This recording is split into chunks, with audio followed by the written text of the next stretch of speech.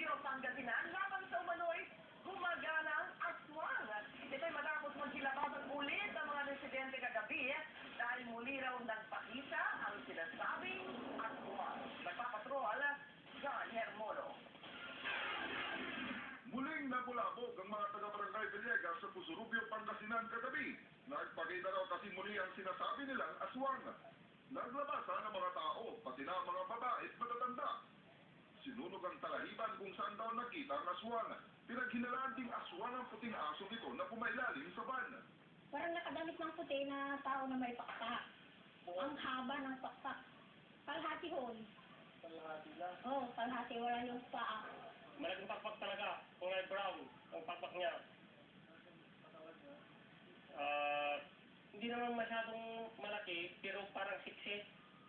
Pero para sa mga pulis, dapat nang itigil ang pagronda ng mga residente. Posibleng modus operandi lang daw ito ng mga kawadan para maagang matulog ang mga residente at magkaroon sila ng pagkakataong makapanloob. Magmula nung nagbantay yung mga tanong sa mga pulis, ay hanggang sa ngayon wala pang nakikita at naitatala na nabibiktima. It's about time na itigil na ito. Pero hindi raw titigil ang mga residente. Kinala nila, inaabangan ng aswang ang 7 buwang buntis na si Jovelyn. Natakot ako kaya nga pagka may aswang sumasama na ako sa kanila para lang may kasama ako. Doble kandado rin sa mga bahay at nakatong ang mga bawang na pangontra sa aswang.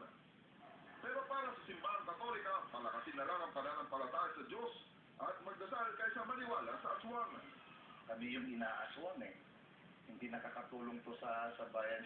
Dahil sa dami ng nababahala, balak na rin isama ni Father Sol Felix sa kanyang sermon sa misa ang mensaheng walang aswang. John Hormono, Patrol ng Pilipino sa Pangasinan.